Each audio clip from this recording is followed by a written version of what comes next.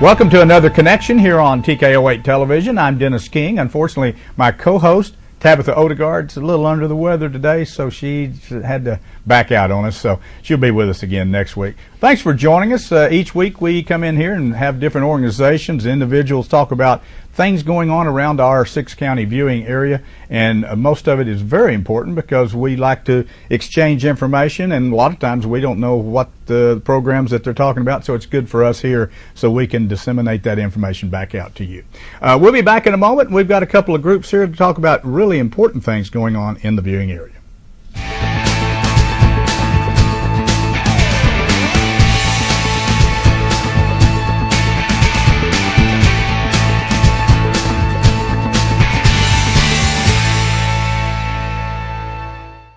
Start spinning, twisting, and pumping into a healthy lifestyle 24 hours a day at the Fitness Club.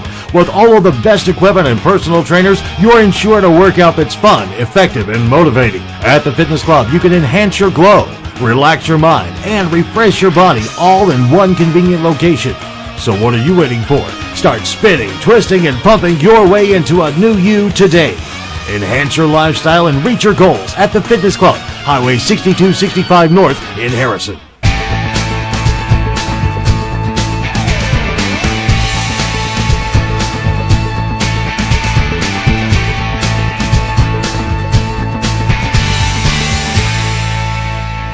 Back on Connection here on TKO8 Television. Our first guest in the studio today was with us a few months ago in a new program. Scott Swanson, thank you so much for being with us. You and George Holcomb came in. George couldn't be with us today, but to talk about a program called Boone County Recovery Project. And I know there's been a lot of work put into this from the beginning. Maybe let's just regress back for a moment if we could, and tell a little bit about the project itself and then kind of the progress so far since our last meeting. Thank you, Dennis.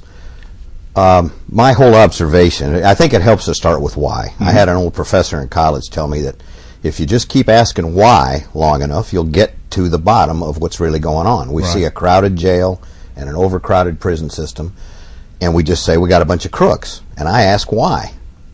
And the Boone County Recovery Project is set up to see why. And I'm going to bet, and I've done a little research on this, I'm not a scientist, but at the bottom of homelessness, at the bottom of crime, at the bottom of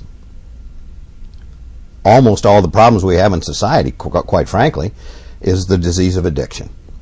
I've talked to these fellas in the jail. Mike Moore can tell you, Sheriff or Police Chief Woodruff can tell you. The judges. The judges can certainly tell you that roughly, and this has been true for 100 years, not just lately, that 4 out of 5 people commit the crime that got them put in jail while they were under the influence of some kind of a drug or alcohol. So if you say why, this is the problem. So if we just keep spin drying these guys through jail and letting them back out with no help, they're just going to keep going back to jail or prison or both. And the Boone County Recovery Project was set up to provide a pathway to recovery, to becoming a responsible, productive member of society for those men and women that choose to seek this path. It's not a handout. It's meant to be a helping hand. It's a series of employment skills, clean and sober living homes, managed clean and sober living homes, and real jobs, access to real jobs, access to real employment, access to life skills, access to budgeting and resume writing and all that stuff that most of these folks have never had. So if we're maybe get 1 out of 10 right now with no help that make it through on their own to a true productive life, we're hoping we can increase this to 2 or 3 out of 10. And that doesn't sound like a real good batting average yet, but it's 200 or 300% better than what we're doing. And that's what we're trying to do by putting in place those 4 systems of housing, treatment, housing, employment skills, life skills, college skills, educational skills, GEDs, to anything you want to do, up to a real job. And we're engaging partners from the community all the way along that continuum. Well, you know, one thing, Scott, in fact, we talked about this a little bit when we were on the show last time. For those of you out there who may not know, we actually, in the 14th Judicial District, we have a drug court. And actually it's headed up by Judge Gordon Webb, one of the circuit judges, and also by the individuals in the community correction department, which are the probation officers, if you Yes. will, and they actually screen individuals who have major drug addiction with the hope of salvaging some of those individuals, both men and women, putting them into a drug court program that goes anywhere from 2 years to 3 years, depending on how you progress. It's very difficult. It's almost like a boot camp thing. And they tell them it's probably the hardest thing you'll ever do in your life. But if you succeed, you can actually walk out of here fairly clean and back in society. But they still, once they get out, need help, because what they've done, they've probably ruined their lives. Their families may or may not be with them, certainly lost their jobs, don't have any probably assets at all left if they've That's been in the correct. system that long. That's so correct. if once they go through that drug court, in some cases not all of them will even need to be. Maybe they catch themselves in time, but they're a felon. And as you know, we put that tag of a felon in your background, Yep. and so, a lot of employers will not touch you. Although even though you've seen the light, so to speak, you do need a helping hand. You need a chance to get started. All of us make mistakes in life. Some are worse than others, but we all make mistakes. We all look back and say, boy, I wished I'd have done a little differently there. I've done it, you've done it. But in their case, it's been a little major issue that's really hard to get over that hill and back down on the flat surface again. That's correct. That's correct. And again, all of that comes back in 4 out of 5 cases to the disease of addiction. That now you're labeled as a felon, you've got a whole bunch of fines, you've gone to prison, you've missed a bunch of, you come out, you want to work, you want to do right, but the 2 biggest things that trip people up are going back and hanging out with their old friends because they don't know where else to go, Right. and not living in a clean and sober environment, Right. which is kind of the same thing. Right. So you're in a clean and sober environment, and now you want a job. Well, I got 3 felonies on my record. How am I going to get a job? Nobody wants to talk to me. You can talk to everybody in drug court. They've had that experience of turning in a resume or turning in a job application, and if it says you've checked that box felon, they just throw it away, and everybody knows that. But if you lie and you get caught, then you're not going to get hired anyway. Right. So, quite frankly, they just go, I give up. I need some money. I'm going to go cook some dope and make money that way. It's the only way I've ever Get known how back to do into it. crime, And you're which right is- back. yeah. You're right back in that vicious cycle. And ours is going to be a 15-month program of treatment on the front end and clean and sober living for a year minimum on the, not the back end, but the second part of it. Second phase of it. Second phase of it, with counseling, treatment, job opportunities, and we've got a number of good local employers, Pace being the biggest one, That's willing that to is- work with you. that is truly engaged in this product. Absolutely. Because if you ask the local employers, if you ask major employers in this state, their biggest problem, every single one of them will say, I can't get a clean and sober workforce. Yeah. Yeah. If I had to drug test everybody on my workforce, I'd have to fire 30% of them tomorrow. Right. And what am I going to do? Right. So this is meant to address that whole deal. But Okay. people need some help. Well, since we met a few months ago, or a couple months ago, where are you on the project? I mean, who has been involved, and how are you pushing forward with the project? Well, we've got over 100 volunteers, and we've got 5 major committees. The Treatment Committee, the Clean and Sober Housing Committee, the Vocational Rehabilitation and Mentoring Committee, and the Employment Committee. We also have a Prevention Committee and a PR Committee that we're going to start putting more stuff in the paper. We're going to open our first clean and sober home. It's going to be a probably the nicest clean and sober home in the country here in the next month. Very good. And it's going to house 14 men, and we've got 3 or 4 that already want to move into it. And we're working on a treatment plan with some of our local treatment providers, and the college has gotten very involved in what they're going to offer as mentoring, tutoring, GED providing. Jackie Elliott and Rebecca Martin. Rebecca runs that program for women that I'm going to forget the name of, that gets women back to work Right. and back into the workforce that have this kind of a problem.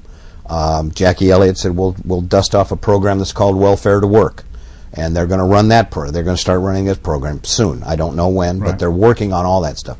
And the employers have really stepped up to say, look, we don't care about your past. We care where you want to go. There's a few employers, Pace included, we're not going to look at your felonies anymore. If you're in a clean and sober home and you're going to meetings of recovery, 12-step meetings of NA and AA, and you've got a sponsor, and you're in this clean and sober home and you're doing what you're supposed to be doing, we're going to give you a job. We're going to give you another chance. And that's really what this is all about. And which is really, by them saying that, you know, if an employer out there says, now we're going to drug test you, but if you're clean in the test, but we look on your record and show that you're a felon, but you're not using drugs, then hey, we're going to give you a shot at it. We're going to give you another chance. We need you, and you need us. And that's so that's exactly really kind of where they're going. That's exactly what's going on. And that's a good program. Drug addicts and alcoholics tend to dig deep holes. Yep. And they get down to the bottom of the hole, and that's really a good analogy here. I'm down at the bottom of the hole, and I'm truly ready to change my life. Mm-hmm. I need a ladder, and I need a hand up. Mm-hmm. I'm not going this direction anymore. I'm done digging. And the community, I believe, for the good of the community, or we can just keep building jails and prisons till the cows come home, and we still don't have enough of them. Yeah. And if the community that says, doesn't solve the problem. No, it doesn't solve the problem. If the community says, we're going to give you a hand up out of that hole, you know, we expect some things out of you. First off, being clean and sober and getting a job and just doing the next right thing. Right. But if you do that, we're willing to help you. Right. Okay, we got about 3-4 minutes left. You've got about 100 volunteers so far in different organizations, obviously helping out. What are you looking for from the public? Do you need more volunteers? From small business? Do you need other businesses to step up and say, hey, we'd like to be a part of the program? The employment piece is important. Yeah. We have meetings every 6 weeks or so. Okay. We're going to have a big one. It could be our best one yet. They've all been excellent and very well attended. September 23rd, not at the Durand Center this time, at the JPH conference room out on the South Campus. Okay. At 12:30 to 2. We have Sheriff Mike Moore is going to speak from 1 to, we're going to have lunch from 12:30 to 1, and committee reports from 12:30 to 1, and then from 1 to 1:30, Sheriff Mike Moore is going to lay out a program that I think is going to be the keystone of this. He's come up with an idea, jointly with some of the people on our committees, to try to say, look, if you're ready to change and you've got 30 days in here, let's work on having you on day one out, you're in a clean and sober living home and you got a job. You know where you're going. Because right now, their old friends are just picking them up at the jail, and they're high by the time they hit the top of the driveway. And Mike Moore, God bless him, has come up with this plan, and we're going to try to implement that slowly. He's going to announce how that's going to work at this meeting. And Congressman Steve Womack is going to be our second speaker, and he's going to talk about how we might, as a community organization, write a strategic plan and access some federal money to really get this thing going. I do need to mention that Drug Court is very involved in this, yes, and they are sponsoring a recovery day. September is Recovery Month. And September 27th, that Saturday, same week, is going to be Recovery Day, starting at 8:30 with a 5K walk. We're going to show the movie The Anonymous People, which I've heard is a tremendous documentary on the lives of people that are living a 12-step program of recovery. That evening, we've got a barbecue and some dunking booths. And now, where's all this going to be? The evening program is at the Benny Harris Park. Okay. I believe the 8:30 a.m. There's flyers all over town. Okay. I think it's starting. Probably over in the park because that's where we're going to have the walk run. I know the movie's at the Lyric. Okay. So we're going to come back and do that. Well, it sounds like you're moving forward fairly quickly, actually, on this program. And thank you for heading this thing up and being part of the initial organizational part of it. But if anybody out there, if you'd like to get involved, it's called the Boone County Recovery Project. If they want to call you and ask you, what's your phone number, Scott? 414-1066. Okay. We do have a website. We do have a Facebook page.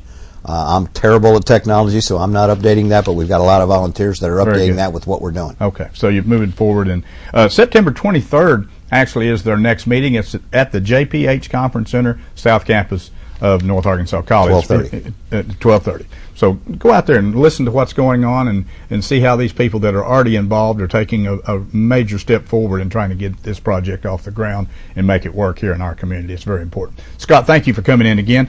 Give me a call down the road a little ways, and let's get you back in here and bring everybody up to date on where you're going. Thank you very much, Dennis. Will do. Appreciate it.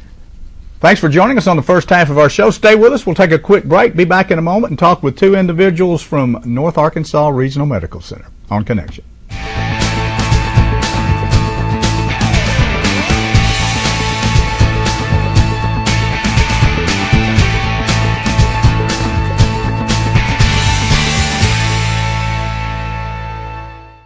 Many things have changed over the years, and so has auto body repair. Even though Ozark Auto Body has been in business for over 30 years, they continue to change with the times. They believe protecting the environment is important and have done so by using environmentally friendly waterborne paint from PPG. This aligns with the technology used by original manufacturers and gives you a lifetime limited warranty. Quality PPG waterborne paint, ASC certified personnel, plus 24-hour towing service. Ozark Auto Body in Harrison, always taking pride in excellence.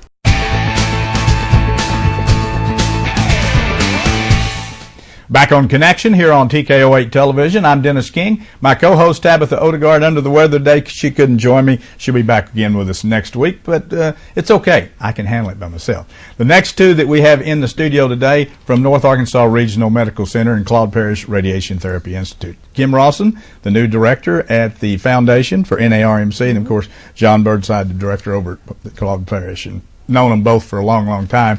They've been out and about doing a lot of things, and I guess we'll start off. Let's talk about, well, first of all, congratulations for your new job at NARMC. Let's talk about the foundation just a moment. What's the foundation doing? You got something going right now that's very important to the community. Yeah, basically what our job is the foundation. We're the fundraising arm of the hospital. Right. So what we want to do, what we're trying to do now is we're working with Claude Parrish. And we're wanting to help raise money for them for some software that they need for a machine that they have, and John will talk about that. Because we want to help fight cancer and to the treatment to be a lot faster.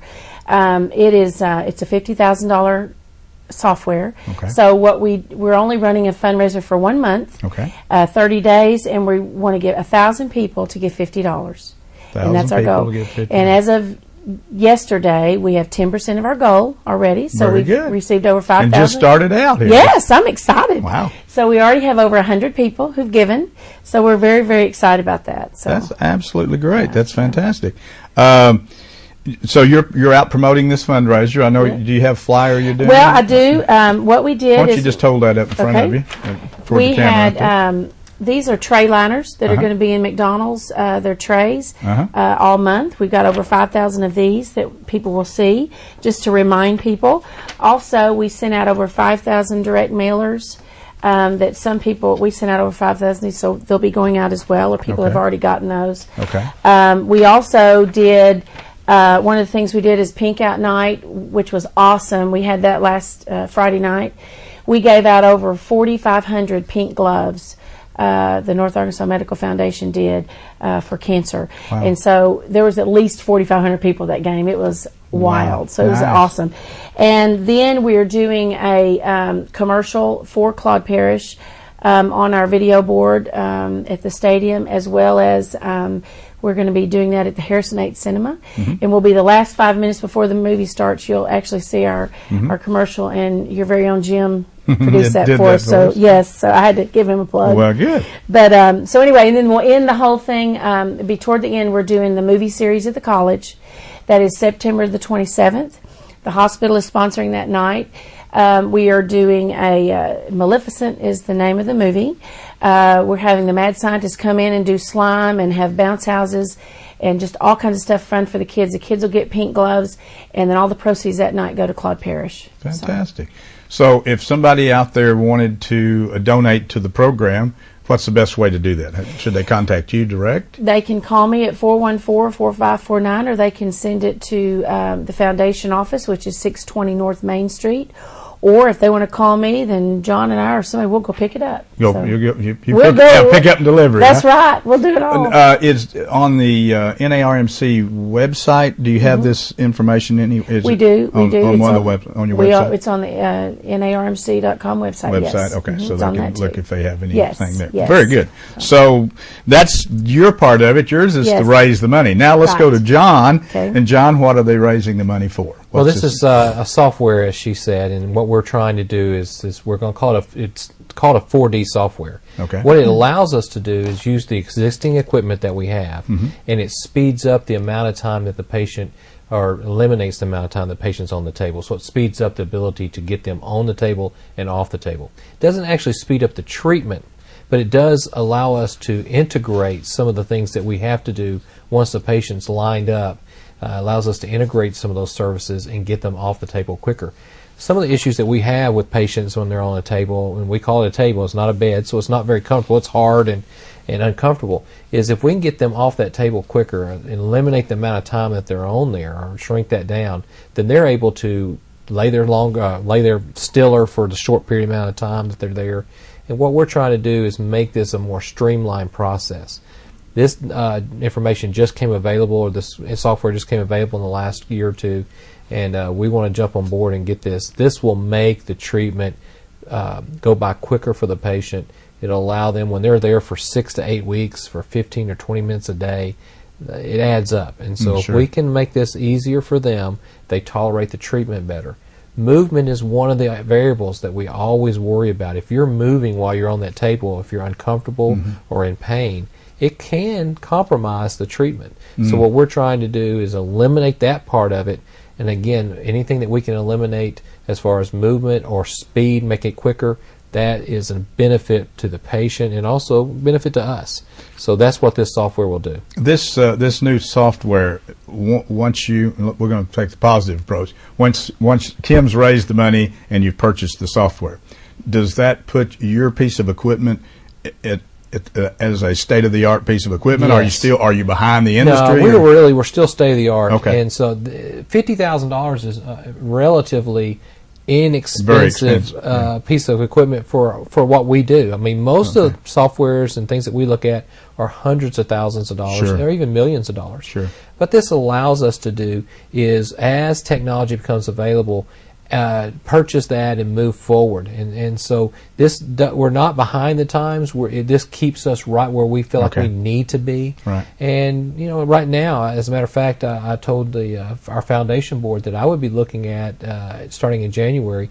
What is our long-term plan? Where do we need to be in 3 years? Where do we need to be in 5 years? To make sure that we stay there. Our goal has always been quality care close to home. What can we continue to do to keep people coming here? Right. Not because of any other reason, not because gas prices are high, although that's a good reason, not because there's a facility 75 miles, but because we have the best technology available right here at home. And we're trying to make that an easy decision for people to do. So we're going to take advantage of every chance we get to make sure that we have the best equipment possible. Just briefly, John, what does this machine? I've noticed the picture. What's that do specifically? This machine that we're talking about is the linear accelerator. This is the treatment machine that we use for in the radiation side of cancer. And there's three good ways, or three very acceptable ways of treating cancer: surgery, chemotherapy, and radiation therapy. Okay. And oftentimes people will have all three of those forms. We like to say about 50 to 60% of the time radiation is used in the care of cancer patients at some point in time during their care. But radiation is just one of the three arms of cancer care. And so the patient comes to North Arkansas Regional Medical Center. We have very good, highly qualified surgeons. We have a medical oncologist in town that does a great job of the chemotherapy, and we like to think that we're that third arm. Maybe not in that order, but we're part of it. But we're part of it, because a lot of patients may only need radiation, may need to skip the other two parts. But either way, we want to make sure that we have high quality people, high quality equipment, to go along with the reputation that we've built at Claude Parrish for the last 25 years. Yeah. Cancer, of course, touches so many different lives. In fact, viewing audience, if I'm sure someone that you know, some family member along the way has had cancer or had some form of cancer. You've been touched in some way. I think we're very fortunate to be to have Parti here in a town this size, to have the quality care for cancer that we have. If you look at a lot of the bigger communities, they don't have any better facilities than we have, and we're a pretty small community here, 11, 12,000, 40,000 trade area basically. Right. But cancer is such a big deal. Do you treat a lot of people? I mean, we do. We'd like to say, because we've got the numbers, we've treated over 3,000 people since we've been open. Wow. So in this area. In just this area. Just this area. It is one of those situations where we'll treat 20 patients a day on a norm. And right now I think there's 18 patients being treated at the Radiation Therapy Institute as we speak. We have another 6 to 10 young ladies over there today undergoing what we call the Look Good, Feel Better, which is a program where they take their makeup and their hair, the total package, and they help them while they're undergoing those chemo, while they're undergoing those radiation treatments, feel better about themselves. Sure. And they're laughing, they're giggling. It's almost like a girls' slumber party back there, I think.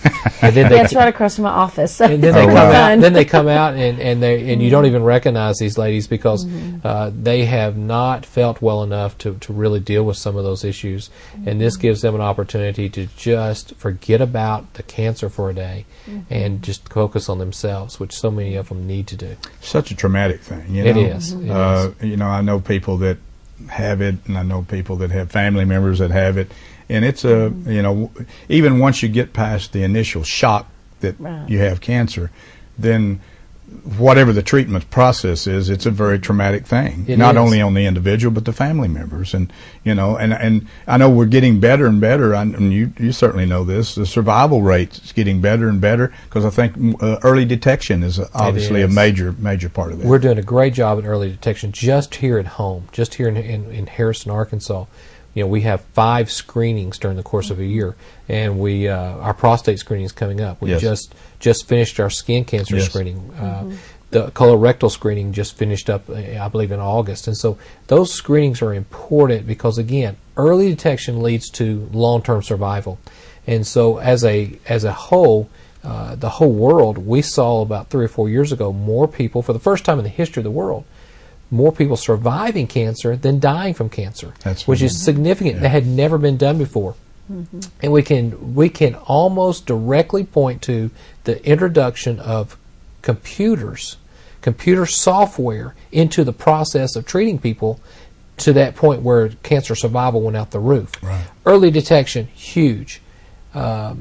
Up-to-date techniques, huge. But, I mean, yes, early detection cannot be underestimated on how many people are surviving because of that early detection. So. Well, and they have a wonderful staff. Yeah, they do have great John, staff. you know, he's the director there, and his whole staff is amazing. And the people, they do people have a that great come staff. in love them. I'm one of the people that, of course, we always get your announcements and try to do our part in getting the information out to the community, and always have.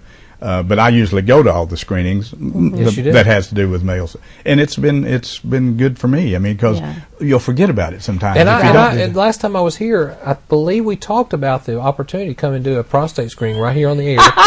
Actually that's one that we kind of passed over. I know. But I do appreciate you get back with me on that one. So we were going to get together in a smaller meeting. That's right. So thanks for bringing that up, though, John. I appreciate that. You're welcome, guys. We appreciate you both coming in. We've run out of time, but again, Kim, so this goes for 30 days, the month of September. Are you looking for 1,000 people? $50. Right. 900 more. 900 more. So if you're one of those individuals out there in the viewing audience, $50. You'll spend that on the weekend taking your kids to some fast food restaurant. Give $50 and be a part of it, because I guarantee you at some point in time you will know, perhaps you will need this. And it'll be there and be ready for you. John, thanks for you and your staff. A great job at Loveberry. Hope gets to feeling better. Thank you very much. I appreciate it. Kim, thanks, and congratulations again. Thank you. And we'll do everything we can here to help you promote this program. And we want to get John the 50,000 so we can get that quickly fixed and ready to go. Thank you both for your part of the community. Thank you. Thanks for joining us on Connection today. We hope we brought some information to you that was important to you and that you could utilize in the future. After all, we're a small community around here, and we all need to work together and help each other out and support each other, because we need each other in the future, I know. Thanks for joining us. We'll see you again next week.